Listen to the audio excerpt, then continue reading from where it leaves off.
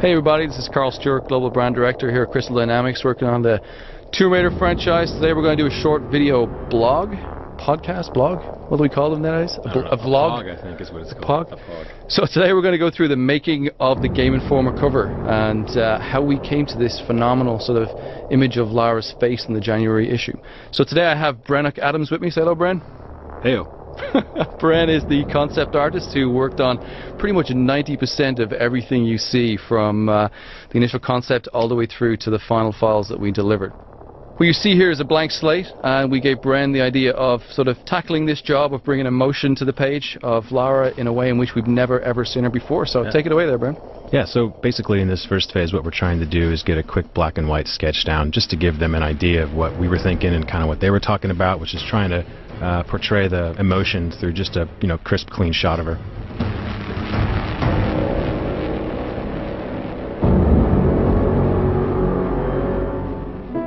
What you see here is some of the color palettes, and you really tried to push Lara as hard as possible, didn't you? I did, yeah. Maybe possibly a little too far.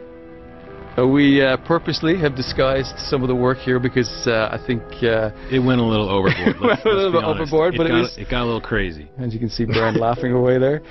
Along with some of the other shots that they were talking about, we wanted to give them a couple different looks.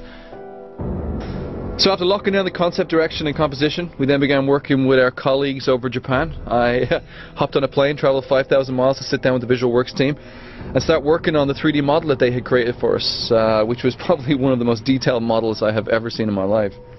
Yeah, Visual Works really knocked it out of the park, and they gave us the best render of Lara that we've ever seen. They also gave us a bunch of light variations as well as some different dirt effects to choose from, which was fantastic.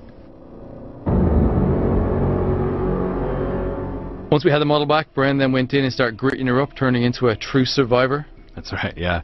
Yeah, when we got this back, we were pretty amazed at what we saw. They really did a great job lighting her. So it was really about the whole fun part, which is putting dirt and blood and crud all over her.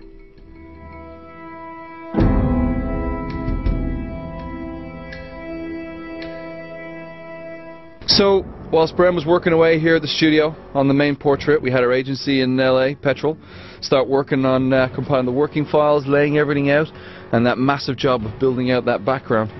We decided that the best way to portray Lara in this first render was to put her in the place where she begins the game, which is washed up on a deserted beach. To create the background, we used a large combination of in-game stuff as well as some pre-rendered assets, and the guys blended it all together to create this nice setting for this iconic image.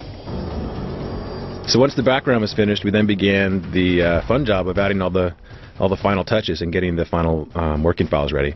And the job was split between 2 locations in LA and San Francisco.